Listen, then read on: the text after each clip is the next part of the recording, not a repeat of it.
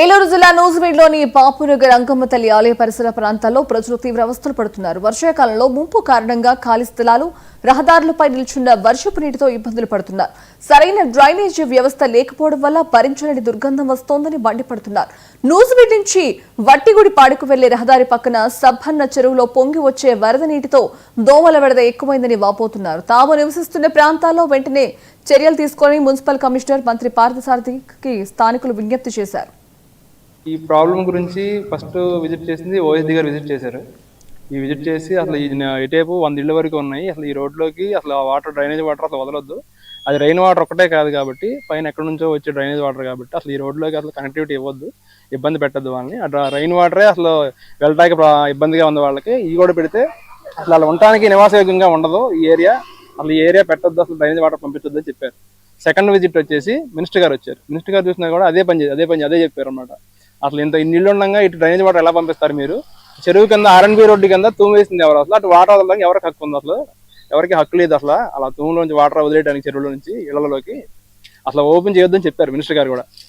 లెవెలింగ్స్ తీసి అటు main road నుంచి బాబునగర్లో కనెక్ట్ చేయమని చెప్పారు ఏఈ గారికి కూడా. అది కూడా ఎవరికి ఖాతరు చేయలేదు.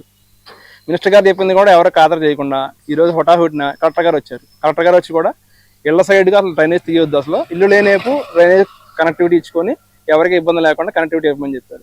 అది కూడా ఖాతరు చేయలేదు. ముగ్గురు వచ్చారనమాట. ముగ్గురు చెప్పింది కూడా ఇళ్ల వైపు అసలు డ్రైనేజ్ పెట్టొద్దని చెప్పారనమాట. ఆ ముగ్గురు మాట ఎవరు లెక్క చేయకుండా ఈ రోజున వచ్చేసి హుటాహుటిన ఇళ్ల మధ్యలో నుంచి ఇటు లెవెలింగ్ బాగుంది, ఇటు త్వరగా వెళ్ళిపోతాయి, అటైతే కొంచెం డ్రైనేజ్ కొంచెం లోతు ఎక్కువ దిగాలని చెప్పి ఇబ్బందికి గురి చేసి ఇటు తీయడానికి ప్లాన్ చేస్తున్నారు. దీన్ని తీవ్రంగా ఖండించాలని చెప్పి కోరుకుంటున్నారు. మున్సిపాలిటీ ఏఈ గారు, కలెక్టర్ గారు చెప్పారని చెప్పి ఏఈ గారు చేస్తున్నారు. కలెక్టర్ గారు ఇచ్చింది కూడా అసలు ఈ రోడ్డు కాదు, అంకమ్మ తల్లి గుడి రోడ్డు కాదు, ఆ పక్కన రోడ్లో నుంచి తీయమని చెప్పారనమాట. అది కూడా వాళ్ళు ఎవరు లెక్క చేయకుండా ఇటు బాగుంది, ఇటు బలంగా ఉంటుందని చెప్పి. అయ్యా, ఇక్కడ గత 15 ఏళ్ల నుంచి మేము నివసిస్తున్నాం.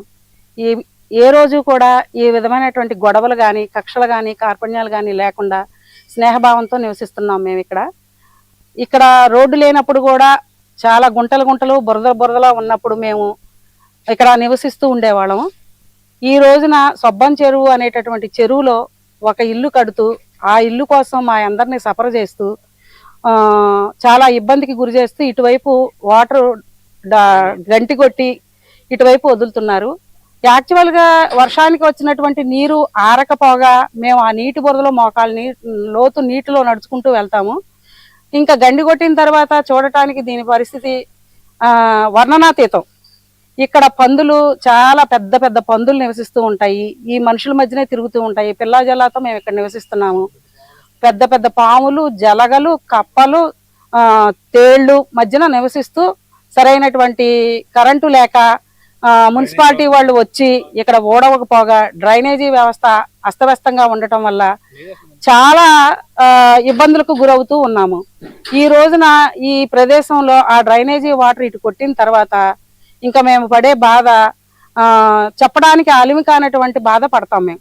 కావున దయచేసి దీనిని అధికారులు, మినిస్టర్ గారు దీనిని హార్ట్ టచింగ్ గా